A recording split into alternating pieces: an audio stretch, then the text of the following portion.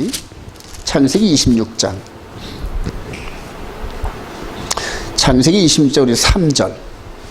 이 땅에 거류하면, 시작. 이 땅에 거류하면 내가 너와 함께 있어 네게 복을 주고 내가 이 모든 땅을 너와 네 자손에게 주리라. 내가 네 아버지 아브라함에게 맹세한 것을 이루어 네 자손을 하늘의 별과 같이 번성하게 하며 이 모든 땅을 네 자손에게 주리니 네 자손으로 말미암아 천하 만민이 복을 받으리라. 이는 아브라함이 내 말을 순종하고 내 명령과 내 계명과 내 율례와 내 법도를 지켰음이라 하시니라. 할렐루야. 그러니까 아브라함한테 주어진 여호와의 도가 그다음에 이제 이삭에게 그대로 전달돼요. 그러니까 아버지의 삶을 그대로 본받아서 아들의 삶으로 이렇게 이끌어가는 그런 과정입니다. 그래요. 그러니까 계속 아브라함과 그 계보 속에서 여호와의 도의 비밀이 계속 전승되는 그런 과정입니다. 그래서 이스라엘이 복을 받는 이유가 거기에 있습니다.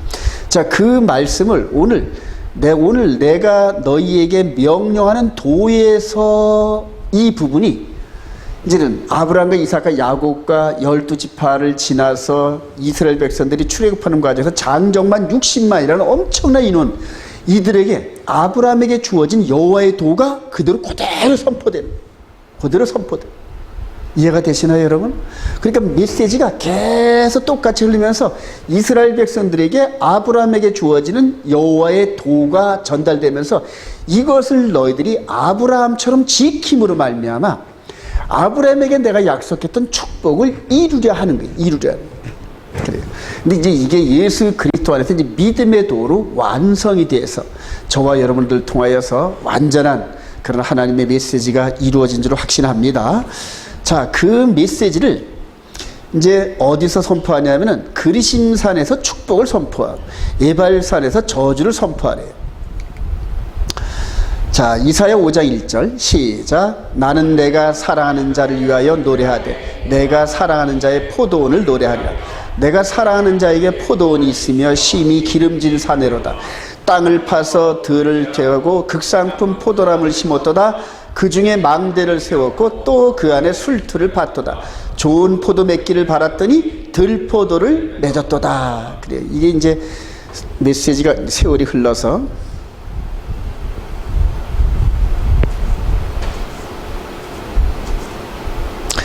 자, 이 여호수아를 통하여서 가나안 땅이 정복된 상태에서 지금 이제 세겜 땅, 여기가 야곱의 우물이 있는 곳입니다, 여러분. 그리심산에 6지파를 또 세우고, 그 다음에 에발산에서 6지파를 세우고 가운데서 여호수아가 메시지를 선포합니다. 그래서 하나님의 명령한 그 도를 선언할 때마다 아멘, 아멘, 아멘, 아멘 그래요. 그러니까 하라는 거는 하고 하지 말라는 건 안 하겠습니다 하고 이렇게 들리는 대로 아멘, 아멘 고백을 하는 거예요. 이거를 이사야 선지자는 이 한 묶음, 이스라엘의 이 한 묶음을 가나안 땅에다가 극상품 포도나무를 심었다. 이 포도나무는 이스라엘 족속을 얘기하는 거예요. 그러니까 극상품 포도나무를 심으면서 하지 말라는 건 안 하고 하라는 건 하면서 아브라함에게 주어진 여호와의 도, 즉 하늘나라의 진리를 품은 백성들을 여기다 심었는데 세월이 지나가면서 이방 민족들과 연합을 하고 혼합이 되면서 뭐를 맺었다? 들포도를 맺었다. 들포도를 맺었다. 들포도. 그러니까 극상품 포도나무를 그 포도 열매를 바랬는데 들포도를 맺어가지고 그 포도나무 밭을 전부 다 갈아엎는 그런 얘기. 그래서 이 백성들을 전부 다 이 바벨론과 아수르의 포로가 돼가지고 전부 다 끌고 가잖아요. 전부 다 끌고 가잖아요. 타락하니까, 혼합되니까. 그래요. 그 역사의 흐름 속에서 이제 그걸 보게 됩니다. 자, 이것을 이제 예수 그리스도 안에서는 저와 여러분들의 그대로 전달됩니다. 즉, 이제는 가나안 땅이 아닌 저와 여러분들의 이 육신의 땅에다가 극상품 포도나무 씨를 심었다. 할렐루야. 나는 포도나무요, 너희들은 가지니. 그래서 이 메시지를 읽으면서 예수 그리스도 안에서 우리의 영적인 부분이 투영이 돼야 돼요, 여러분. 그럼 저와 여러분들이 이 육신이라는 땅 안에다가 영생의 씨앗을 툭 떨어뜨렸는데 그 씨앗을 받은 저와 여러분들이 선한 열매를 맺으면은 그대로 구원에 이르고 악한 열매를 맺으면 제하해버린다는 그 메시지거든요. 자, 우리 히브리서 6장 7절 시작. 땅이 그 위에 자주 내리는 비를 흡수하여 밭가는 자들이 쓰기에 합당한 채소를 내면 하나님께 복을 받고, 만일 가시와 엉겅퀴를 내면 버림을 당하고, 저주함에 가까워 그 마지막은 불사람이 되리라. 히브리서 기자가 이런 땅에 있는 보이는 포도 이런 것들을 보면서 우리 마음에 심어놓은 이 영적인 완전한 포도나무이신 예수 그리스도의 열매를 맺어야 되는데, 그 열매를 맺으면 복을 받고, 그 열매를 맺지 못한 자는 불사름을 당한다. 그러니까 맨 마지막에 불사름을 당하는 게 그게 우리 영혼의 심판이라는 얘기예요. 그래요. 그래서 지금 우리 신약 시대에서 하나님의 말씀 계명을 순종 안 해도 구원에 이르는 데는 전혀 지장 없다. 이거는 구약의 흐름하고 전혀 반대되는 거예요. 전혀 반대되는 거예요. 한번 볼까요? 다시 한번. 명령하는 도에서 돌이켜 떠나 그래요. 즉 아브라함에게 심어주신 여호와의 도의 메시지가 이삭에게 전달되고, 야곱과 그 자녀들에게 전달되고, 이스라엘 백성들에게 전달되고, 예수 그리스도 안에서 우리 마음에 심어졌다. 할렐루야. 그래요.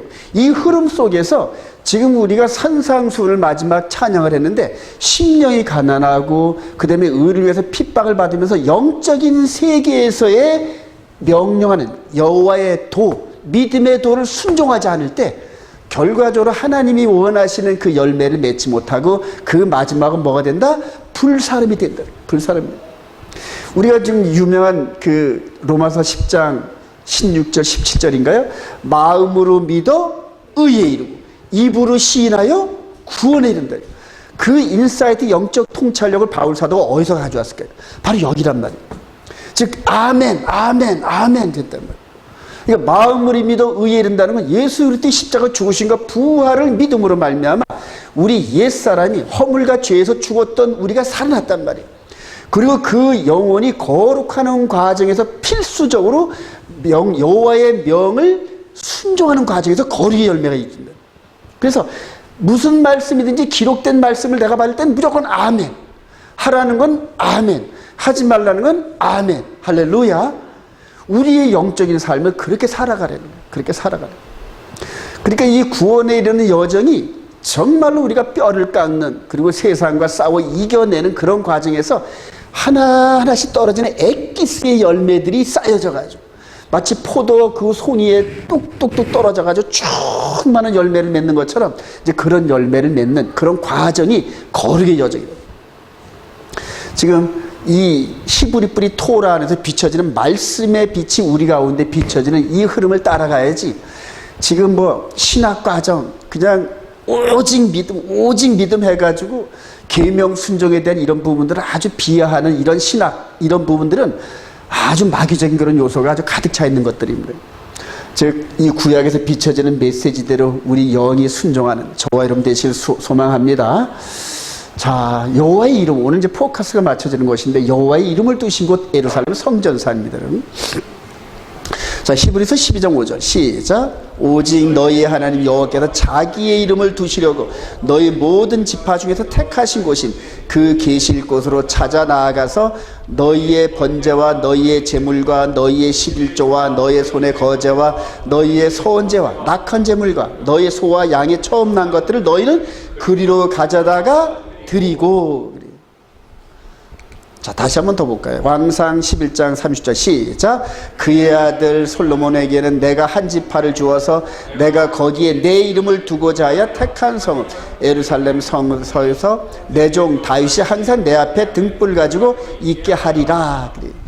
지금 이 말씀을 받는 이 광야 여기에서는 아직까지 예루살렘이 몰라요. 아직 예루살렘이 모르는데, 그것을 이미 이 모세는 이 아브라함이 이삭을 번제로 드리는 그 모리아 산이라는 것을 이 모세는 영적으로 깨닫습니다. 그러면서 하나님의 이름이 머무는 그곳에서 앞으로 성전의 제사와 십자가 사건들이 일어날 것을 미리 예고하는 그런데, 이스라엘 백성들을 택하고 지금 인도하는 이런 과정에서 바로 여기, 즉 모리아산 이 부분이 너무너무 중요합니다. 여기가 이제 하나님의 이름이 있는 이곳인데, 장차 이곳에 성전을 짓고 이스라엘에 흩어져 있는 12지파들이 절기 때마다 계속 1년에 3번씩 모여들어서 이 성전산에서 이 메시지를 순종하는 이런 것들이 이제 이스라엘의 역사의 흐름입니다. 자, 하나님의 이름을 두신 곳. 여기에서 이제 예수님께서 등장을 하시면서 누가복음 13장 33절 시작.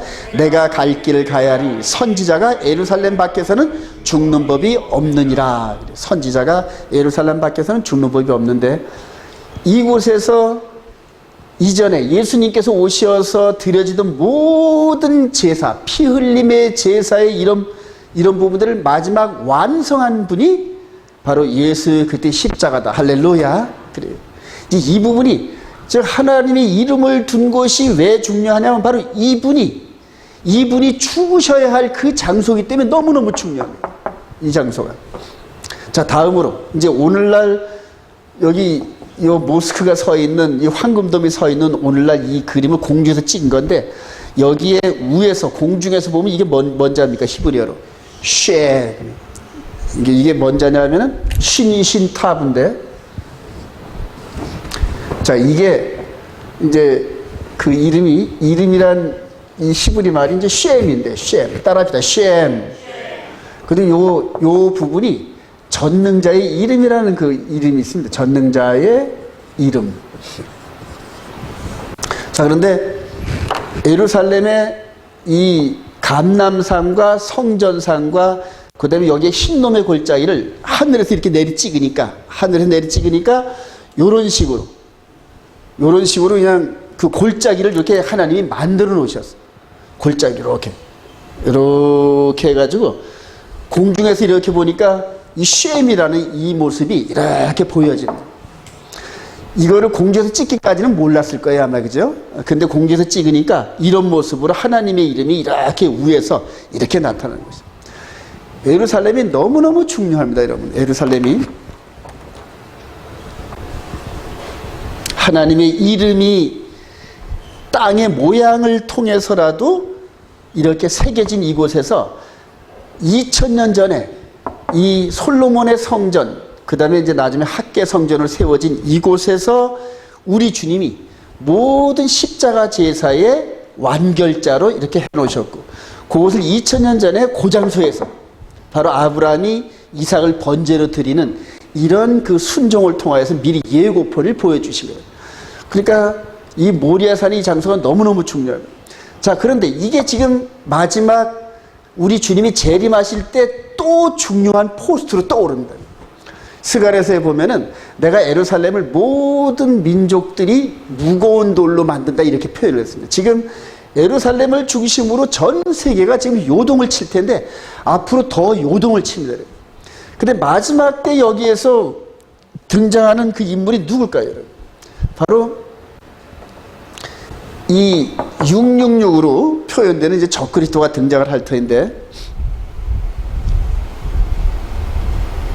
하나님의 이름이 머무는 이곳에서 2000년 전에 구약의 모든 사건들과 우리의 죄와 허물 때문에 죽으신 이분이 이제는 여자의 후손으로서의 발꿈치 상하는 사건을 종결지셨어요, 여기서. 그리고 사람들은 이제 여기서 끝 이렇게 생각을 하는데, 아직 예루살렘이 하나님의 이름이 머무는 이곳이 역할이 아직 남아있단 말입니다. 역할이 남아있는 걸 믿으시면 아멘. 근데 지금 합동치유를 중심으로 하는 이 무천년적 개념에서는 이 부분을 인정을 안 합니다, 여러분. 그래서 이 이스라엘은 지금 이제 교회로 완전히 대체됐다. 그래서 대체 신학을 이렇게 지금 얘기를 합니다. 그래서 제가 예전에 속해 있던 그 합동 측에서는 자꾸 이스라엘 얘기를 하면 자꾸 이단 냄새가 난다고 자꾸 반격을 합니다. 왜냐하면 이미 다 이분으로 끝이 나고 더 이상 이스라엘은 존재하지 않는다. 지금 껍데기 이스라엘은 그건 아무런 가치가 없다, 이런 식으로 자꾸 얘기를 하거든요. 그런데 여러분, 다니엘서 우리 9장 한번 가봅시다. 이제 그거를 연구하다가 이제 제가 다니엘서를 이제 깨닫게 된 겁니다. 우리 다니엘서 9장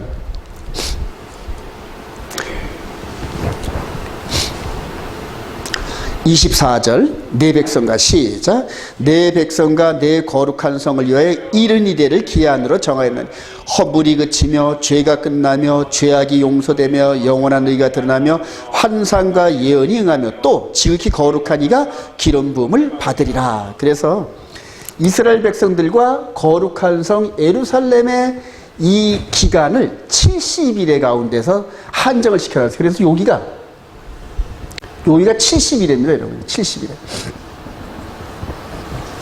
자, 70일에가 끝나면은 구속의 역사가 전부 끝납니다, 여러분. 모든 구속의 역사가. 그래서 이 70일의 안에서 구약에서 모든 예언들이 다 성취되어야 되고 죄와 허물이 완전히 해결되어야 되고, 자, 그런 부분 속에서 지금 이스라엘과 이 성의 예루살렘 성의 역할이 아직 안 끝났다는 사실을 우리가 인지를 해야 됩니다. 인지를 해야 돼요. 자, 그러면은 이제 마지막 한일의 가운데서 전 3년 반은 우리 주님이 메시아의 사역, 즉 여자의 후손의 발꿈치 상하는 그 사건을 성취하는데 3년 반의 실제 시간이 기다려요. 그러니까 이분이 3년 반을 실제적으로. 자, 그러면 이제 마지막 이 적그리스도 마귀한테 얼마의 시간을 줬을까요, 여러분? 3년 반이란 말이에요. 오늘 찾아봅시다. 다니엘서 7장 25절. 여러분들이 체크해 보시면서 말씀으로 확인하시기 바랍니다. 다니엘서 7장 25절. 이제 다니엘이 본 겁니다. 그가 시작. 그가 장차 지극히 높으신 이를 말로 대적하며 또 지극히 높으신 이의 성도를 괴롭게 할 것이며 그가 또 때와 법을 고치고자 할 것이며 성도들은 그의 손에 붙임받아요 한 때와 두 때와 반 때를 지나리라. 그 다음에 20절 시작. 그러나 심판이 시작되면 그는 권세를 빼앗기고 완전히 멸망할 것이요. 할렐루야. 자, 그래서 마지막 주님이 심판하기 직전에 3년 반을 마귀에게 권세를 준다는 얘기입니다, 여러분. 자, 그래서 이제 요약을 하면은 창세기 3장 15절에서 여자의 후손의 발꿈치 상하는 사건이 실제적으로 일어난 곳이 예루살렘의 모리아산이고, 그 다음에 이분이 3년 반 동안 공생의 사건을 통하여서 발뒤꿈치 상하는 사건이 성취되었다. 할렐루야. 자, 그러면 이제 마귀의 뭐가 이제 깨지는 사건이 남아있나요? 머리가 부서지는 사건이 남아있단 말이에요. 근데 머리가 부서지는 그 사건은 아직 이루어지지 않았단 말입니다, 여러분. 어디서 일어날 것을 여러분 생각하세요? 동일한 장소에서, 동일한 장소에서.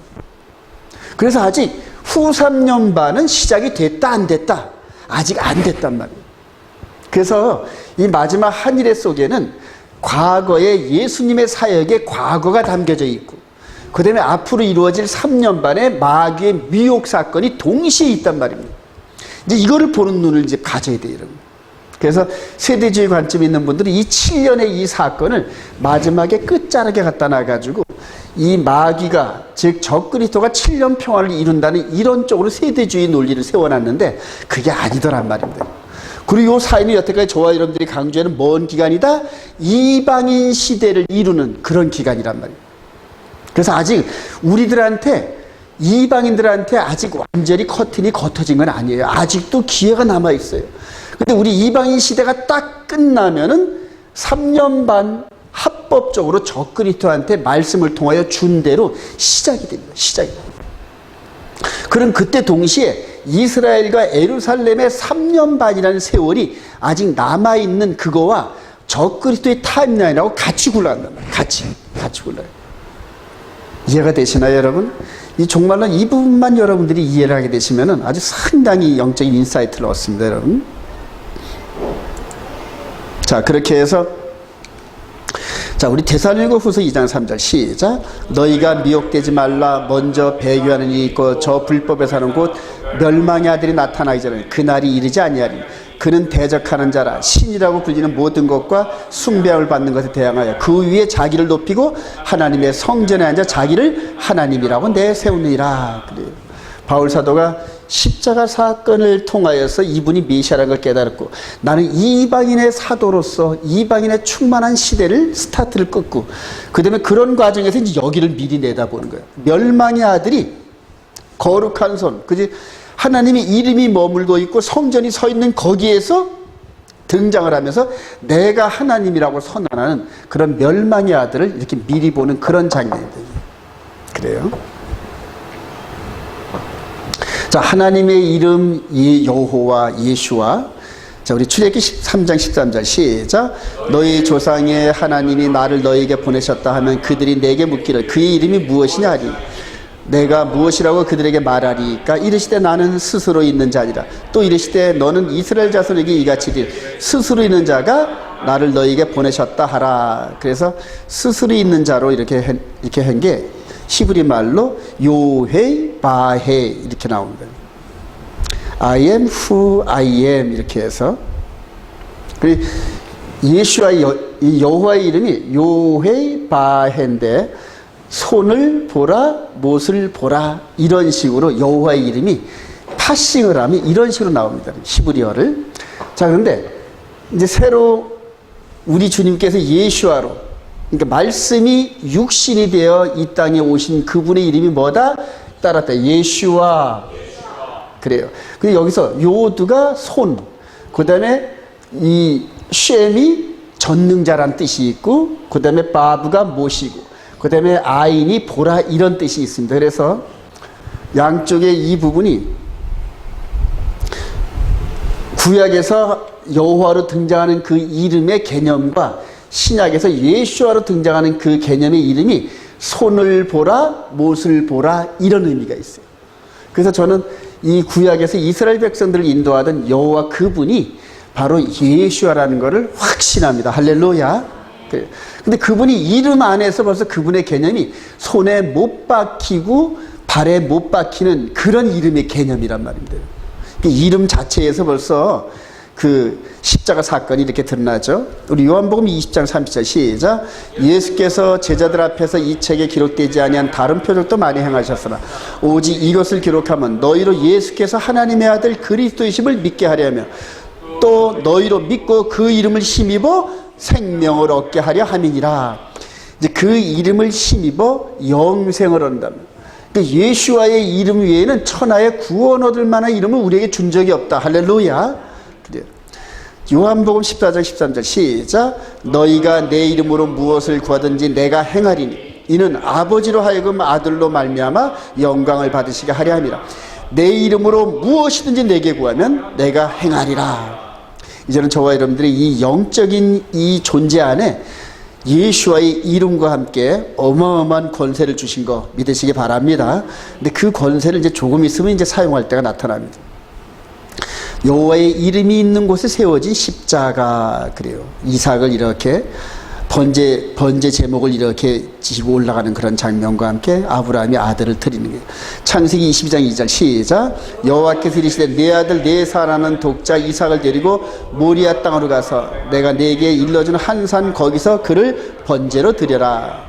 그리고 2000년 후에 아브라함 후에 2000년 후에 그대로 이 모습 그대로 우리 주님이 자기가 죽으실 그 십자가를 등에 지고 짊어지고 올라가는 그 그림이 동일한 장소에서 그대로 묘사되는데, 요때는 산이었는데 요때는 사람들이 살아서 성곽을 이루는 그런 성이었단 말이에요. 같은 장소에서 그대로 재현되는 거예요. 여기서는 아버지가 이렇게 이끌어가는데 여기는 아버지의 모습은 안 보이잖아요. 그죠? 근데 영적으로 아버지가 이 고통에 동행을 하신단 말이에요. 계속적으로 그 아들이 여자의 후손의 발꿈치 상하는 하나님의 판결을 이루시기 위해서 그대로 감당하신 그대로 아들이, 그러니까 아들이 아버지의 메시지를 100% 순종하면서 그대로 묵묵하게 죽으러 가시는 거예요. 여기서도 아들 이삭이 아버지 아브라함의 그 말씀을 믿고 그대로 올라가면서 묶임을 당하잖아요. 네가 바로 번제 제물이다. 하나님이 원하시는 제물이 바로 너야. 그랬을 때 반항하지 않고 묶임을 당하면서 칼이 자기 코끝 앞에까지 왔을 때까지, 그러니까 즉 자기는 죽기로 각오하는, 칼이 여기까지 내렸을 때 하나님께서 스톱! 거기까지.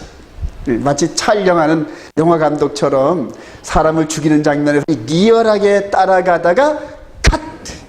그리고 촬영 잘했다고 막 박수 치듯이 아브라함이 장차 2000년 후에 이루어질 이 장면을 100% 하나님 말씀을 순종하면서 무조건 순종하면서 나가다 보니까 자신도 모르게끔 이분에 대한 십자가 사건을 그대로 묘사한 거예요. 그러니까 아브라함이 그래서 뭐가 됐다? 믿음의 조상이 돼. 그 다음에 이 후손들이 막가파 그런 삶을 살더라도 나의 아브라함의 자손들아, 그러면 안 되지. 너의 조상들은, 너의 조상 아브라함은 안 그랬느니라 나한테. 우리 주님이 오셔서도 너의 조상 아브라함은 나한테 이렇게 대접을 안 했잖아. 어떻게 했어요? 상수리 나무 밑에서 새 천사로 등장하시는 그분을 그냥 극진히 대접을 하고, 그래 너희 조상 아브라함은 날 그렇게 대우했는데 그들의 육신의 후손이라고 말하는 너희들은 어찌 나한테 이렇게 대접을 해? 이런 식으로 신약에서 말씀하십니다. 처음 이런 부분. 그래서 성경 전체는 스토리텔링식으로 그림으로 보면은 모리아 산을 중심으로 해서 계속 역사가 일어나요. 감람산에 올라가서 성전산을 내려다보면은 그 다음에 2000년 전에 이런 여자의 발꿈치 사건을 이루신 그 다음에 그대로 뱀의 머리가 깨지는 사건이 그대로 성전산에서 이루어지게 막 느껴져, 이렇게. 그리고 그것을 이루기 위해서 이제 뱀이, 즉 마귀가 자기의 죄를 꽉 채우는 장면. 그 후 3년 반 동안 내가 하나님이라고 선전하면서 지구촌의 모든 사람들을 속여 짐승의 표를 선포하면서 그냥 그 네로 황제와 도미티안 황제가 했던 그 일들 그대로 재현하면서 하나님의 계명과 예수를 믿는 참 백성들을 얼마나 핍박을 하고, 저와 여러분들이 앞으로 당할 그런 핍박입니다. 초대교회 때 무덤에 들어가서 카타콤에 가서 예배를 드리는 이런 그런 시대들이 이 마지막 때 재현이 돼요. 그 다음에 예수를 믿고 하나님의 계명대로 살고자 하는 그런 자들을 핍박을 해서 따로 골라내고 축출을 시키고 막 이런 일들이 서서히 나타날 겁니다. 여러분, 예수 믿는다고 그렇게 하는 게 아니라 예수를 믿고 하나님의 계명을 지키는 자들, 그렇게 찾아냅니다. 대다수 많은 분들이 배도할 겁니다. 배도를 하는데 그게 누구의 얘기냐면 우리 데살로니가후서 2장 한번 가봅시다. 아주 무서운 말씀이 적혀 있어요. 데살로니가후서 2장에 마지막 저와 여러분들이 이렇게 잘못감으로 말미암아 이루어지는 일들이 있습니다. 데살로니가후서 2장 9절, 이제 악한 자에 나타나는데, 자, 악한 자의 시작. 악한 자에 나타나면 사탄의 활동을 따라 모든 능력과 표적과 거짓 기적과 불의의 모든 속임으로 멸망하는 자들에게 있으니 이는 그들이 진리의 사랑을 받지 아니하여 구원함을 받지 못함이라. 이러므로 하나님이 미혹의 역사를 그들에게 보내사 거짓 것을 믿게 하시면 진리를 믿지 않고 불의를 좋아하는 모든 자들로 하여금 심판을 받게 하려 함이라. 여러분, 이 메시지를 제가 자주 선포하는 이유가 이게 너무너무 지금 이 시대에 전체를 만연하고 있단 말입니다. 하나님의 계명을 말하면은 아주 그냥 그대로 그냥 벌레 보듯이 그렇게 막 하는 게 지금 이 시대의 이런 흐름입니다.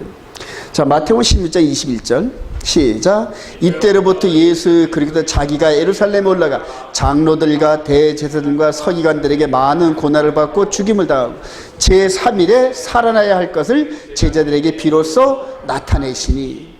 12제자들 가운데서 이런 관점을 영적으로 이렇게 받았던 그런 그 제자들이 있었더라면 그 말을 이해를 했을 거예요. 그러나 그때 당시 이해를 한 제자들이 하나도 없어요, 여러분. 아유, 그리 마옵소서 무슨 소리 그렇게 하십니까? 이제는 당신의 그 권능으로 예루살렘에 가서 메시아로 선포만 하면 많은 사람들이 따르면서 이 사내들이 이 가짜 종교인들을 몰아내고 로마 제국을 축출하고 이제는 다윗의 그 나라, 다윗의 왕국을, 이스라엘을 재건하는 일이 곧 눈앞에 달려있는데, 그리고 나면 나는 국방부 장관을 하고 나는 재무부 장관을 하고 이런 식으로 다 이 자리가 12자리 보좌가 이게 보장되는데 이제 와서 죽다니 무슨 말씀이지? 그래요. 그런데 죽으셔야만 새로운 나라가 건설된다. 할렐루야. 그래요. 예수님의 나라는 이 껍데기 나라가 아니에요, 여러분. 우리 속 사람의 나라다. 할렐루야. 그래요. 그래서 이 속 사람의 나라로 생명의 성령의 법을 지켜나가는 저와 여러분들이 예수님의 친백성이고 메시아 왕국의 백성들이란 말이에요. 그리고 아직 이스라엘 백성들에게는 3년 반이라는 그 시간을 남겨주셔서 저와 여러분들이 깨달은 저와 여러분들이 생명의 성령의 법의 권능을 가지고 저들한테 예수를 전해야 된다. 할렐루야. 이 진리가 몸 안에 배어있는 사람들을 통하여 마지막 저들에게 진리가 전달됩니다. 하나님의 계명, 여호와의 도, 여호와의 명령을 지켰던 구약 백성들의 그 껍데기가 우리 안에 쏙 들어가서 속 사람으로도 예수와의 명령을 지키는 저와 여러분들에게 이제 권능을 부어주셔야 앞으로요. 때가 되면 권능을 부어주신다. 할렐루야. 아름다운 권능이에요. 사랑의 권능. 죽어가는 자들을 위해서 눈물을 흘리면서 그들을 위해서 하나님이 내가 저들 앞에 죽어서 하나님 저들의 눈이 떠지기만 한다면 저를 죽임의 도구로 사용하소서 하고 스데반 집사처럼 죽어가는 그런 가운데 천사의 얼굴을 한단 말이에요. 할렐루야. 그때 제일 변화받은 사람이 누구다? 사울이라고. 사울한테 그 영적인 그 부분이 임파테이션이 팍 돼가지고 저렇게 죽어가면서도 저렇게 천사 같은 얼굴을 할 수 있는 그런 영적인 힘이 과연 어디서 나올까 궁금했었는데 다메섹에 가가지고 나는 네가 핍박하는 예수다라는 메시지를 탁 듣는 순간에 이 속 사람이 순식간에 뒤집어지기 시작해. 할렐루야. 근데 그런 역할을 누군가는 해야 되는데 스데반 집사처럼 그 역할을 자기가 돌 맞아 죽는 그런 과정에서 수많은 영혼들에게 이 하나님의 영적인 파워를 전달할 수 있는 도구가 필요한데 전부 다 영광만 받으려고 세속적인 껍데기에 이런 그 부만 향하려고 그러니까 일꾼이 없다는 거예요. 이 사랑의 메시지가 이 안에 있기를 소망합니다. 그리고 하나님께서 아무 때라도 내가 너를 좀 써야겠는데 네가 나에게 모든 것을 맡길 수 있겠니? 누구처럼? 아브라함처럼, 이삭처럼 이런 100% 순종함을 통하여서 하나님께서 마지막 때 예수의 사랑을 이 이스라엘 백성들에게 전하는 도구로 사용하신다. 할렐루야. 그래요. 모리아산, 예루살렘 너무너무 중요한데 하나님의 이름. 자, 그런데 하나님의 이름이 있는 곳에서 바로 이제 적그리스도가 등장합니다. 자, 계시록 13장 16절 시작. 그가 모든 자 곧 작은 자나 큰 자나 부자나 가난한 자나 자유인이나 종들에게 그 오른손이나 이마에 표를 받게 하고 누구든지 이 표를 가진 자 외에는 매매를 못하게 하니 이 표는 곧 짐승의 이름이나 그 이름의 수라. 지혜가 여기 있으니 총명한 자는 그 짐승의 수를 세어보라. 그것은 사람의 수니 그의 수는 666이니라. 하나님의 이름이 있는 곳이 예루살렘 쉔이다. 근데 거기가 겉으로 보이는 장소고 실제적으로는 성도들의 이마다. 할렐루야. 성도들의 생각 안에 하나님의 이름을 이렇게 각인시키시는. 그리고 저와 여러분들은 예루살렘에 갔다 오지 못했다 하더라도 예루살렘의 쉐므로 이렇게 기록된 하나님의 이름이 예수 그리스도를 통하여 우리들의 이마에 기록되어 있는 줄을 확신합니다. 자, 그러면서 계시록 14장 1절 시작. 또 내가 보니 보라 어린 양이 시온산에 섰고 그와 함께 14만 4천이 서 있는데 그들의 이마에는 어린 양의 이름과 그 아버지 이름을 쓴 것이 있더라. 세상 많은 분들이 속아가지고 666의 이마를 박힙니다, 여러분. 그리고 그가 메시아고 그가 왕으로 선언을 합니다, 여러분. 그리고 그가 그를 경배하는 자리에 쓸 겁니다. 왜냐하면 그거 안 받으면 매매를 못하게 되니까. 그러나 내 생명을 바쳐서 거부하고 그 다음에 순교를 당하는 그런 무리들은 이마에 여호와의 이름과 예수의 이름이 그대로 각인됩니다. 할렐루야. 마지막 때 이런 영적인 깨달음 속에서 육신을 포기할 수 있는 믿음을 가진 자들이 과연 얼마나 있을지 모르겠어요. 근데 그들은 하나님의 계명과 예수 믿는 증거의 삶을 사는 자들이더라. 할렐루야. 자, 마지막 때 이제 우리 그 모세를 통하여 귀에서 거짓 선제된 이런 것들을 분별하는 방법을 알려주십니다. 신명기 13장 1절 시작. 너희 중에 선자나 꿈꾸는 자가 일어나서 이적과 기사를 내게 보이고 그 이적과 기사가 이루어지고 너희가 알지 못하던 다른 신들을 우리가 따라 섬기자고 말할지라도 너는 그 선자나 꿈꾸는 자의 말을 청종하지 말라. 여호와께서 너희가 마음을 다하고 뜻을 다하여 너희의 하나님 여호와를 사랑하는 여부를 알려하사 너희를 시험하심이라. 거짓 선자를 분별하는 이런 방법을 이제 주셨는데 13장 9절 시작. 너는 용서 없이 그를 죽이되 죽일 때에 내가 먼저 그에게 손을 대고 후에 온 백성이 손을 대라. 그는 애굽 땅을 종되었던 집에서 너를 인도해 내신 내 하나님 여호와에게서 너를 깨어 떠나게 하는 전자이니 너는 돌로 쳐 죽이라. 이게 이제 율법이란 말이에요. 근데 엉뚱하게 그 적용 대상을 잘못 선정해 가지고 스데반 집사를 죽이는 쪽으로 적용을 해버립니다. 그러니까 이 법을 거짓 선자의 법은 돌로 쳐 죽이는 이 법을 누구에게 전가했다? 스데반 집사에게 전가했다.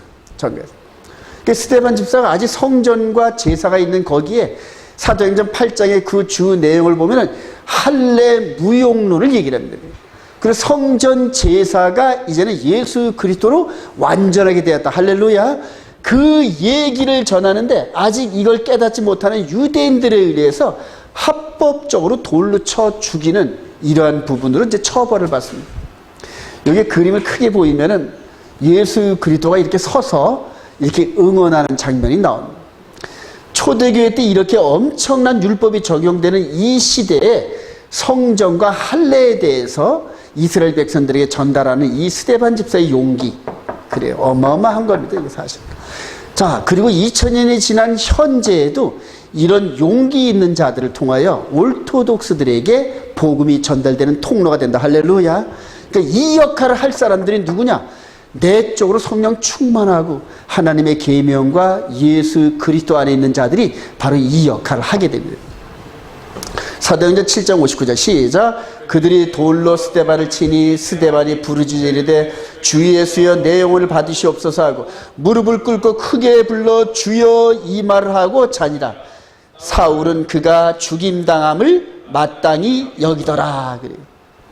여기에서 사울이 이제 합법적으로 검사 역할을 했는데 이 스데반이 죽으면서 성령 충만함이 누구에게 전달됐다? 바울 사도에게 그대로 전달됩니다. 그리고 나중에 이 스데반 집사가 받던 고난을 이방 지역에 돌아다니면서 그대로 바울 사도가 이렇게 받는 이런 장면들이 나옵니다. 그래요. 그리고 이제 심령이 가난하고 의를 위하여 핍박을 받는 자는 천국이 저희 것이라는 그런 하나님의 메시지를 늘 품고 다니게 됩니다. 자, 이 부분이 이제 지금 2000년이 지나서 이 부분 어떤 부분이 생각납니까, 여러분? 마지막 두 증인이 몇 년 동안 1260일 동안 즉 이 마귀에게 주어진 3년 반의 세월을 두 증인이 그대로 커버하면서 말씀을 전합니다. 말씀을 전하다 마지막 때 무적행에 올라오는 그런 그와 함께 충돌을 하다가 돌 맞아 죽은 다음에 며칠 만에 3일 반 만에 올라가는 거예요. 1260일 즉 마귀에게 주어진 그 시간이 끝날 그 부분에 죽임을 당하고 스데반 집사처럼 죽임을 당하는데 끝난 줄 알았더니 전 세계 모든 사람들이 그가 죽으면서 막 서로 선물을 보내고 막 축하합니다. 그런 장면을 여러분 한번 묵상을 해보세요. 그때는 완전히 적그리스도가 온 세상을 지배하면서 적그리스도를 대적하던 이 두 증인이 아주 눈에 가시 같은 존재였어요. 눈에 가시 같은. 여러분 바로 입장에서는 이 모세와 아론이 눈에 가시 같은 존재였어요. 근데 결과적으로 그 두 모세와 아론을 통하여 그 유월절 양의 행사를 통하여 이스라엘 백성들을 쫙 뽑아내잖아요. 마찬가지로 이 두 증인이 흑암의 권세 아래에 있는 이 부분에서 모세와 엘리야의 권세를 가지고 막 그 마지막 적그리스도와 대적을 하는데 손을 얹고 기도한 지 비도 안 내리고 막 불이 내려지고 하는 이런 마지막 출애굽의 모세와 아론의 역할을 두 증인이 합니다. 그리고 죽어요.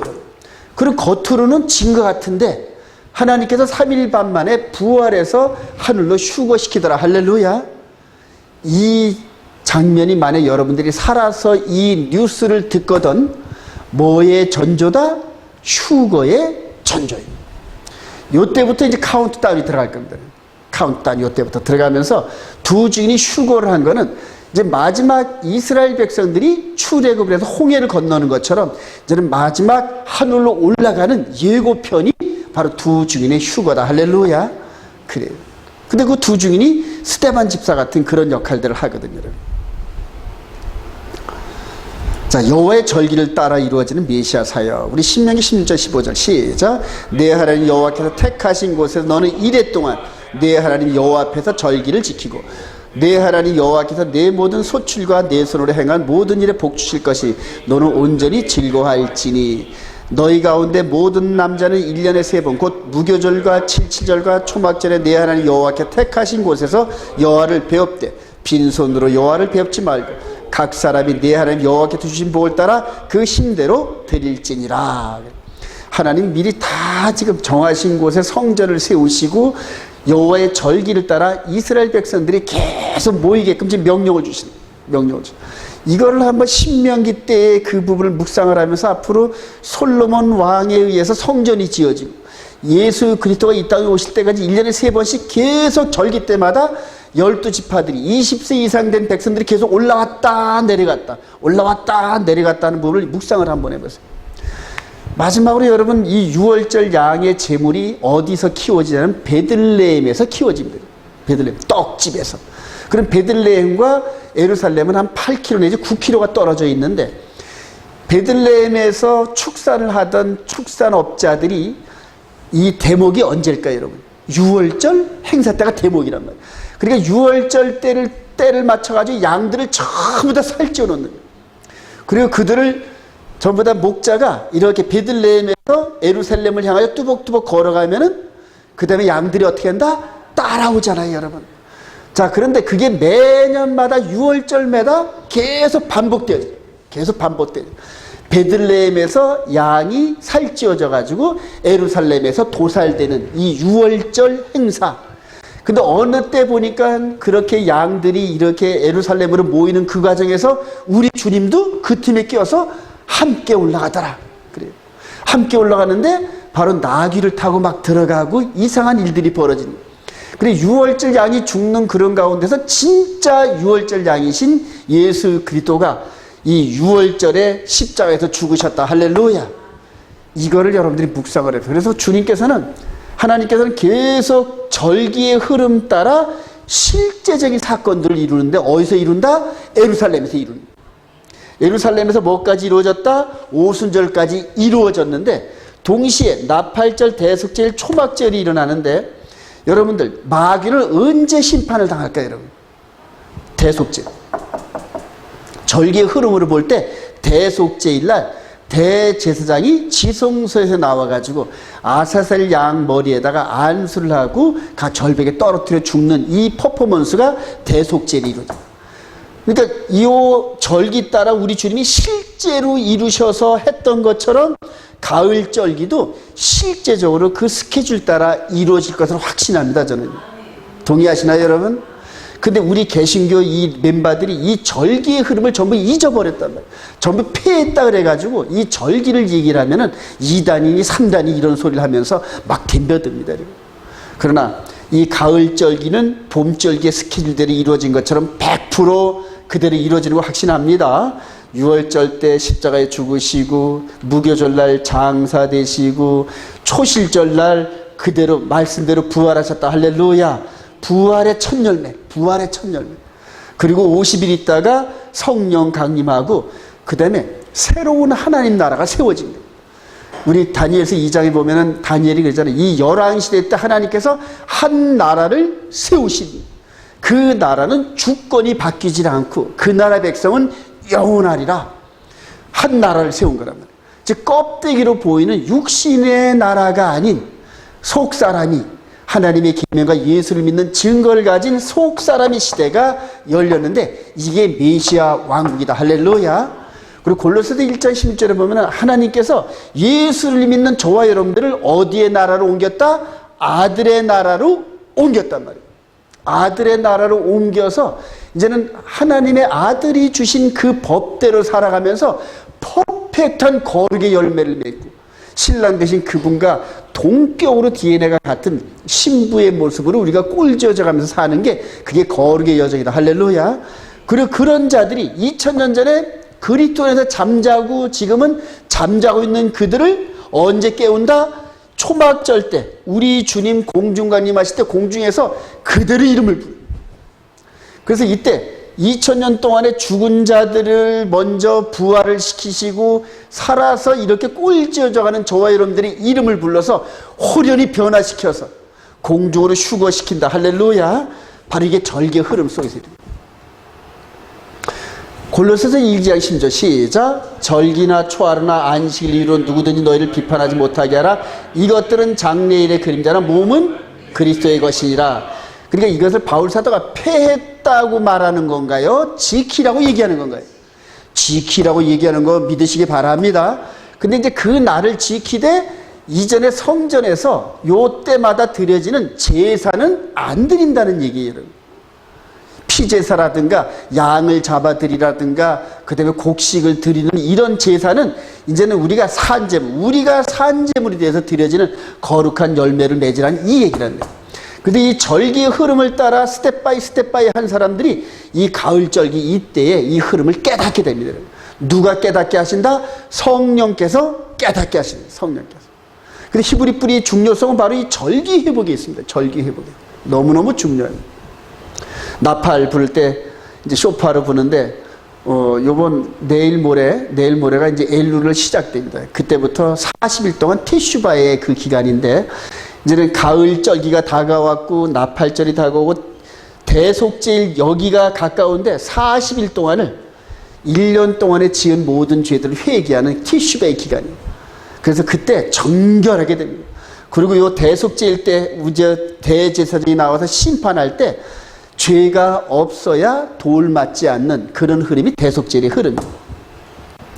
마지막날 우리 주님께서 이 초막절의 절기 끝자락에 창세 이후로 그리스도 안에서 잠자는 자들을 깨끗한 몸으로 부활시키고 마지막 때 후 3년 반 동안 적그리스도와 싸워서 그냥 생명 바쳐 싸우면서 완전히 퍼펙트하게 승리하는 저와 여러분들을 변화시켜서 휴거시킨다. 할렐루야. 그래서 창세 이후로 현재까지 몇천 년이 흘렀어도 영적인 부분에서는 바로 어제가 오늘 같고 6천 년 전이 오늘 같고 하나님이 이 땅에서 볼 때는 아담의 에덴 동산 이후로 우리 주님이 재림하는 그때까지 그냥 한순간으로 확 들어오면서 영혼의 농사를 끝내는 그때가 우리 주의 재림 때다. 할렐루야. 우리 주님이 이 마귀를 완전히 소멸하고 처벌하고 그 다음에 이 영혼 구원에 이르는 이 완전한 숫자가 들어오고 나면 그 다음에는 당신의 나라를 누구한테 바친다? 아버지께 바친다. 우리 고린도전서 15장 한번 가보십시오. 이 부분을 이제 여러분들이 함께 깨달으면 너무너무 좋아요. 고린도전서 15장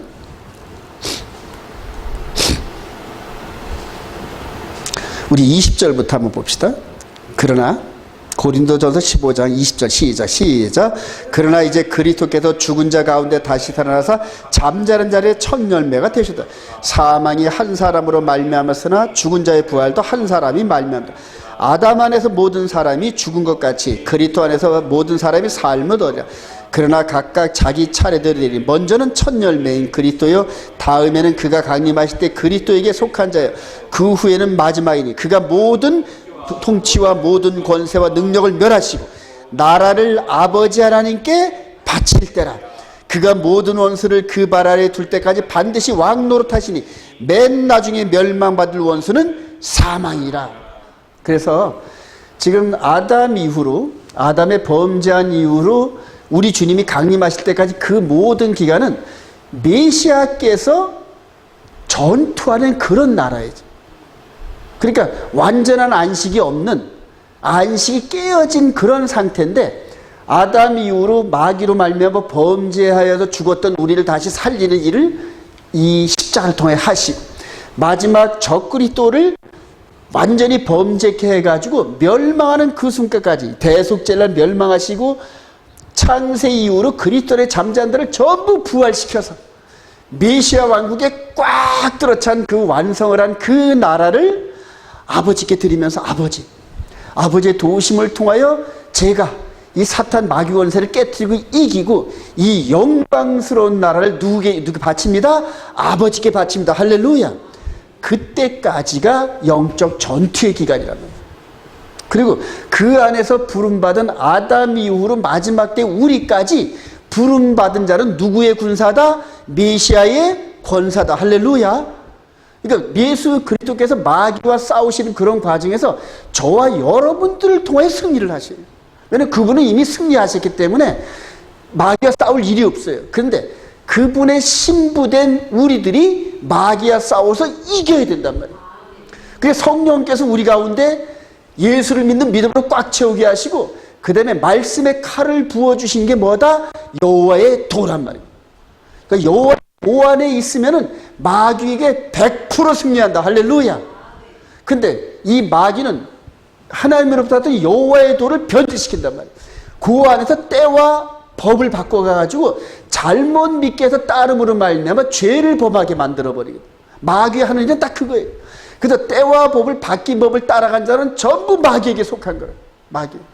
이 세상은 두 나라밖에 없어요, 여러분. 영적으로 볼 때. 즉 예수 그리스도에 속해 있는 거냐 아니면 마귀의 영역 안에 있는 거냐. 자, 예수 그리스도에 속한 그 나라 백성들은 예수가 나의 하나님이시고 나의 구주시고 나의 왕이시다. 할렐루야. 그리고 그분이 우리에게 새겨진 법대로 살아가는 거예요. 법대로. 마귀에게 속한 자들은 그것이 변질돼서 속아서 넘어가가지고 전부 다 하나님과 대적하는 쪽으로, 즉 때와 법을 바꾼 법으로 따라가면서 그게 맞다는 거죠. 그게 맞다고 우기고 그거를 지키는 백성들을 핍박하고 죽이는, 마치 에서가 야곱을 핍박하고 가인이 누구를 죽입니까? 아벨을 죽이는 이런 육신적으로 강하고 많은 자들이 약한 자들을 죽이는 이런 흐름들, 이런 것들이 전부 다 그 사단이 지배하는 그런 나라인데, 지금 이 시대에 예수 그리스도를 나의 구주로 영접하고 여호와의 명령대로 살고자 하는 백성들이 거의 없어. 마음으로까지 산상수훈에서 우리에게 주어진 그 법을 따라 순종하면서 정결하게 되고, 그 다음에 마음이 청결하게 되는데 하나님이 보이기 시작해요. 그 법을 따라 순종하다 보니까 이 회전하는 그림자도 없으신 깨끗하고 거룩하신 하나님 나라가 보이기 시작하는데, 그 나라가 영의 눈을 통해 보이기 시작해요. 영의 눈을 통하여. 그리고 그것이 거룩함이 이 안에 있는 자들은 육신적으로도 지저분함을 못 보기 시작하거든요. 지저분함이 보기. 그래서 질서가 있어야 되고 깨끗해야 되고 죄가 섞여 있는 그런 대화를 싫어하고, 그 다음에 마귀적인 요소가 있는 이런 것들, 남을 비판하거나 정죄하거나 이런 것들이 싫어지기 시작해요. 그리고 남을 사랑하고 남을 케어하고 세우는 이런 쪽으로 선함으로 자꾸만 이게 우리 성령께서 인도하시는, 그게 성령의 사람이다. 할렐루야. 그래, 마지막 때가 될수록 그래요. 마귀적인 그런 요소가 꽉 틀어져 있던 저에게 어느덧 예수 그리스도 안에 있는 이 계명이 그냥 운행을 하면서 막 카팅하고 마치 그 크리스탈 세공사가 아주 이렇게 아름답게 세공하듯이 성령께서 계명을 따라 나를 자꾸만 카팅을 하시고 보석처럼 빛나게 하시고 그래요. 이제 이 여호와의 절기가 너무 중요합니다, 여러분. 여호와의 절기가 실제적으로 일어나요. 이게 왜 이런지 여러분들 한번 볼까요? 우리 다니엘서 9장 20절 다시 한번 가봅시다. 다니엘서. 여러분들이 이거를 계속 해서 이해를 잘 하셔야 돼요. 자, 다니엘서 9장 24절에 이제 이 70일에가 주어졌죠. 이스라엘 백성들에게. 우리 25절 한번 읽어봅시다. 그러므로 시작. 그러므로 너는 깨달아 알지니라 예루살렘을 중괄한 여인할 때부터 기름 부음을 받은 자 왕이 일어나기까지 7일에와 62일에가 지날 것이요. 그 곤란한 동안에 성이 중건되어 광장과 거리가 세워질 것이며. 자, 그러니까 예수 그리스도가 62일에와 7일에가 지난 다음에 기름 부은 자가 등장을 합니다. 자, 그리고 26절 시작. 62일 후에 기름 부음을 받은 자가 끊어져 없어질 것이며. 여기가 키포인트입니다. 자, 그러니까 62일에와 7일에는 69일의 이 기둥입니다. 세월의 기둥. 자, 그런데 62일의 이후에 기름 부은 자가 끊어져 없어진다 그러잖아요. 그러니까 62일의 이전에 없어집니까? 이후에 없어집니까, 여러분? 이후인 줄 여러분 믿으시기 바랍니다. 자, 그래서 이 69일에와 70일의 사이에 어딘지 모르지만은 요 사이에서 기름 부은 자가 끊어져 없어질 건데, 이게 십자가 사건이고 여러분 확신하시기 바랍니다. 다니엘이 지금 예언한 거예요.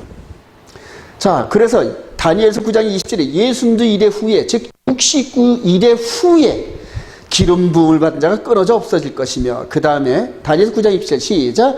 그가 장차 많은 사람과 더불어 한 일 동안의 언약을 굳게 맺고 그가 그 일의 절반의 제사와 예물을 금지할 것이며.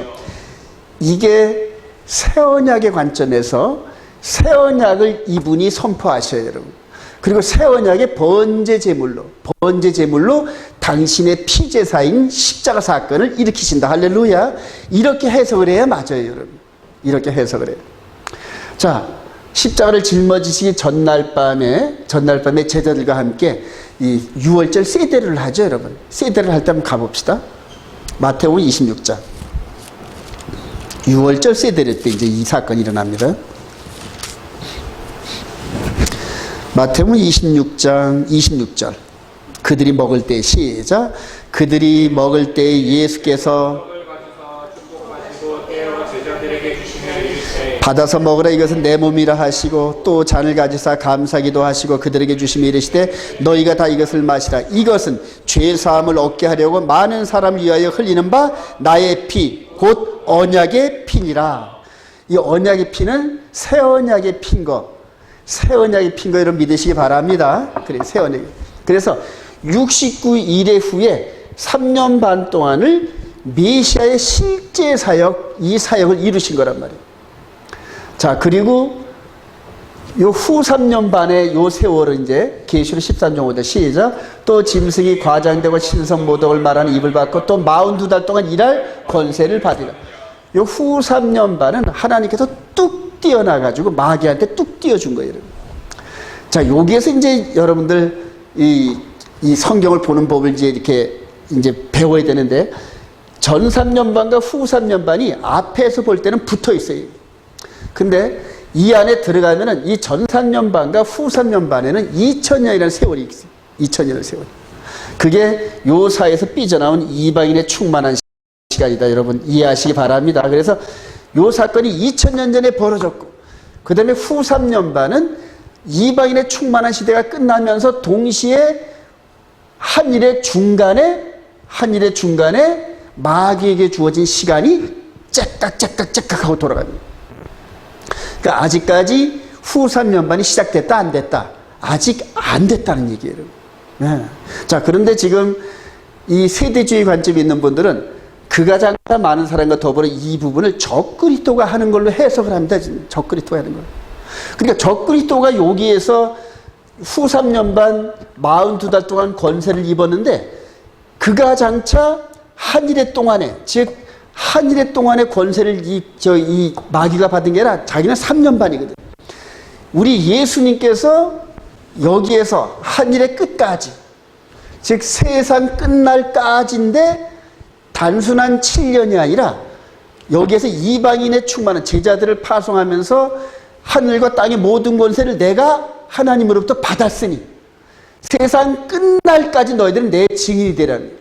그러니까 단순한 7년이 아니라 세상 끝날이 포함된 7년을 얘기하는 거예요. 그래서 이방인의 충만함이 끝나가고 난 다음에 이 계시록 20장에 1000년이 끝날 때에 마귀가 잠깐 시간을 얻는 게 그게 바로 3년 반이란 말이에요. 그래요. 이제 성경을 이렇게 보시기 바랍니다. 그래서 지금 세대주의 관점 있는 분들이 적그리스도로 해석을 하면은 하나님이 원하시는 성경의 프레임이 완전히 뒤틀려 버립니다. 완전히 뒤틀려 버려가지고 종말에 아주 이상한 그러한 그 그림이 나오기 시작을 하죠. 자, 저와 여러분들이 마주칠 이 적그리스도 7머리 10뿔의 존재가 이제 곧 등장을 합니다. 곧 등장을 하고. 이름이 666의 숫자, 즉 메시아가 진짜 오셔서 3년 반의 공생을 이루셨는데 자기가 나타나서 이거는 실패한 거다. 이제는 내가 진짜 메시아다 하고 등장하라는 인물이 한 인물이 나타난다. 그게 바로 성전에서 지금 요 모스크죠. 모스크 옆에다가 지금 성전을 지으려고 그러는데 어제 뉴스에 보니까는 유대인들이 이 성전산 여기에 1600명이 들어갔어요. 이걸 쓰고. 원래 유대인들이 이 안에 들어간다 못 들어간다? 못 들어가게 했어. 그런데 유대인들이 우리들이 들어가는 그 어딥니까? 그 통곡의벽 옆에 이렇게 공중으로 사다리 이렇게 해가지고 들어가는 근로에서 유대인들이 1600명이 들어가더라고요. 그리고 와서 이 안에 여기 지나가면서 티크바 노래를 하고 거기서 막 기도를 하고. 그런데 뉴스에 보면은 이제는 성전산에 타부를 깼다, 금기를 깼다 이런 식으로 나타나더라고요.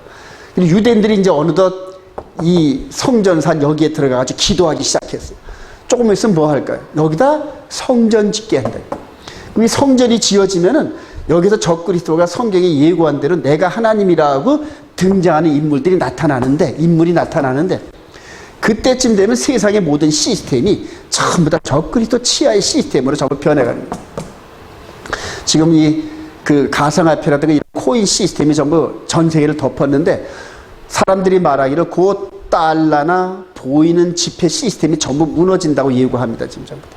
아주 경제계에 지각 변동이 일어납니다. 지각 변동. 그래서 전부 다 블록체인 시스템으로 모든 사람들의 재산이 그 안으로 전부 다 들어갈 텐데 그게 완성되고 나면은 그 안에 번호를 받지 못하면은 그 안에 들어가는 번호를 받지 못하면은 재산권 행세가 불가능하죠. 재산권 행세. 그때쯤 되면. 그리고 나서 이제 그때 적그리스도가 등장을 하면서 전 세계를 경제로 휘어잡고 군사적으로 휘어잡고 정치적으로 휘어잡으면서 3년 반의 권세를 행사할 겁니다. 근데 그게 모든 그런 그 준비 상황들이 거의 다 퍼즐을 맞추는 식으로 거의 다 완성이 되어 가더라고요. 여러분 깨어 기도하시기 바랍니다. 제3성전 세워지면 이제 무대가 곧 형성됩니다. 적그리스도 등장 무대 제3성전도 요한복음 5장 43절. 시작. 나는 내 아버지 이름으로 왔음에 너희가 영접하지 아니하나 만일 다른 사람이 자기 이름으로 오면 영접하라. 요한일서 4장 3절. 시작. 시인하지 아니하는 영마다 하나님께 속한 것이 아니 이것이 곧 적그리스도 영이라. 오리라 한 말을 너희가 들었거늘 지금 벌써 세상에 있는 적그리스도 하수인들이 초대교회 때부터 이미 존재했습니다. 계속 적그리스도의 그림자들이.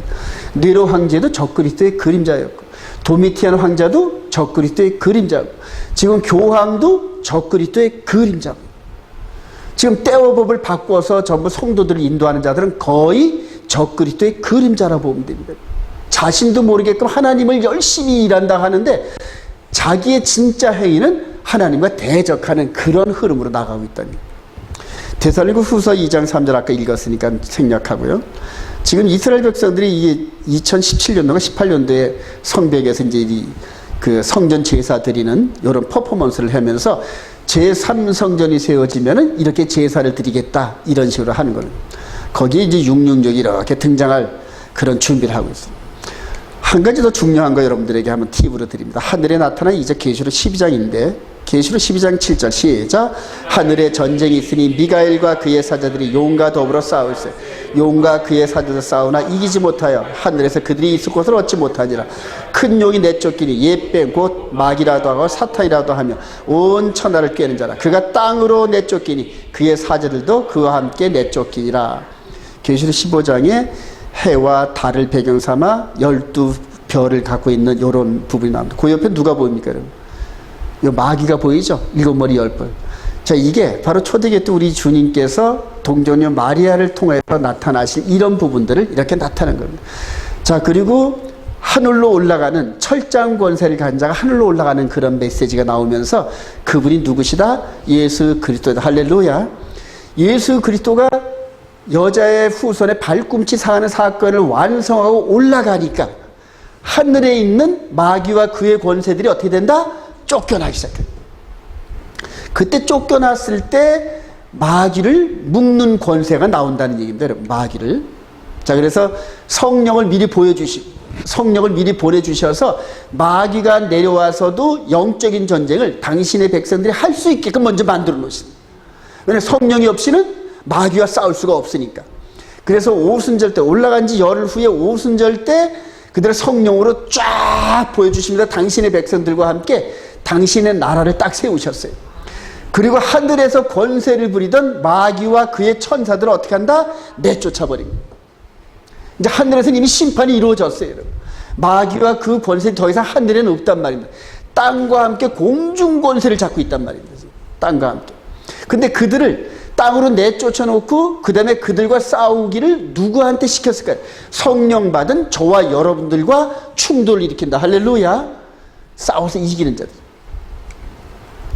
자, 베드로전서 5장 8절 시작. 근신하라 깨어라 너희 대적 마귀가 우는 사자같이 두루살이며 삼킬 자를 찾나니 너희는 믿음을 굳건하게 하여 그를 대적하라. 바울 사도도 마귀를 대적하라 그리하면 그가 피하리라 하잖아요. 예. 말씀의 검을 가지고, 즉 하나님의 말씀의 검인 여호와의 도, 그래 그 계명으로 무장된 사람들은 말씀의 전신갑주를 입으면서 안소가 넘어가거든. 안소가 넘어간다. 때와 법이 바뀌었다는 걸 안 속아 넘어간다는 말입니다. 이해가 되시면 아멘.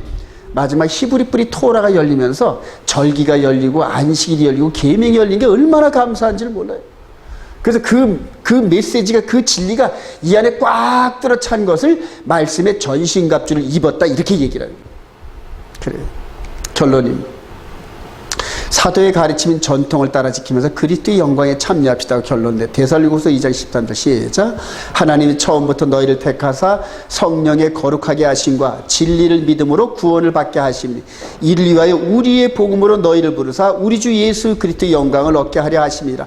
그러므로 형제들아 굳건하게 서서 말로나 우리의 편지로 가르침을 받은 전통을 지키라. 즉 바울 사도와 그 외의 사도들이 이방인들에게 가면서 그냥 예수만 믿어라 끝이 아니라는 얘기예요. 즉 자기들이 갖고 있었던 이 전통을 영적인 부분으로 변화시켜가지고 그렇게 해서 지키라고 얘기한 거란 말이에요. 자, 대제사장과 아론과 레위 지파들이 바로 이게 구약 흐름입니다. 구약 흐름. 불완전한 율법에서 완전한 율법으로 변환돼가지고, 즉, 요 대제사장 아론과 레위 지파의 성전 시스템을, 성전에서 절기를 따라, 그 다음에 성전에서 매일 제사의 피를 흘리는 이런 과정 속에서 구원의 모형을 보여준 게 구약의 토라 시스템이다. 할렐루야. 근데 이걸 폐한 게 아니라 완전했단 말이에요. 불완전한 율법에서 완전한 율법으로 변환됐다는 얘기예요. 우리가 믿음으로 말미암아 율법을 폐하느냐? 그럴 수 없지. 무슨 소리야, 폐하다니. 이 법이 완전하게 됐다는 얘기예요. 그러니까 절기의 시스템과 성전의 제사 시스템이 그대로 완전하게 돼가지고. 한번 큰 그림으로 볼까요, 여러분? 이게 이제 성경의 핵심인데,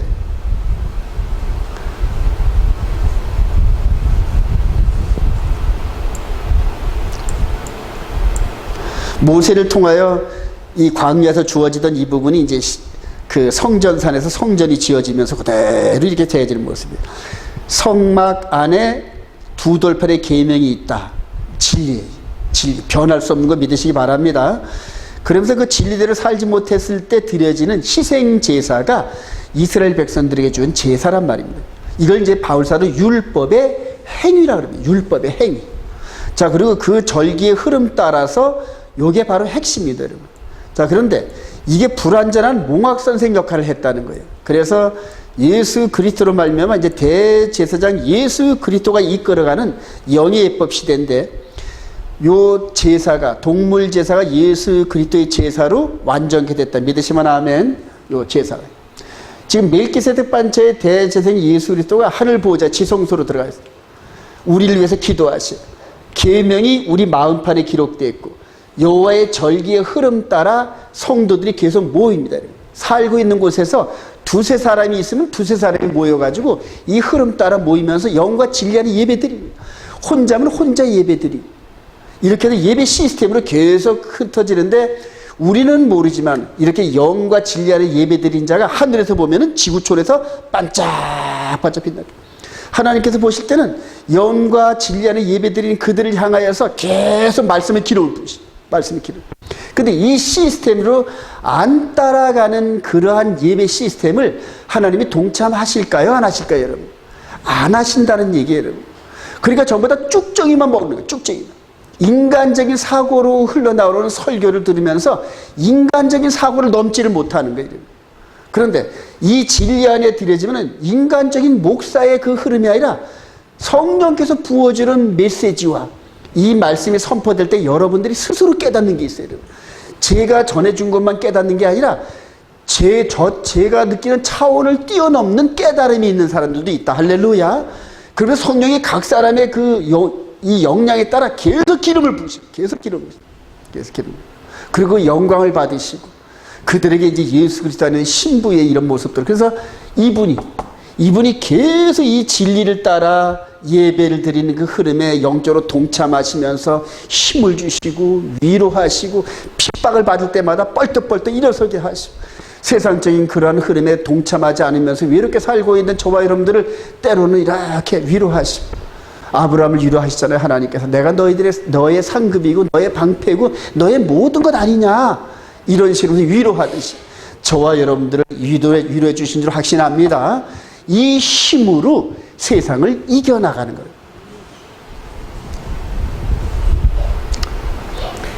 요한 2서 1장 9절 시작. 그리스도 교훈 안에 거하지 않은 자는 다 하나님을 모시지 못하되 교훈 안에 거하는 그 사람은 아버지와 아들을 모시라.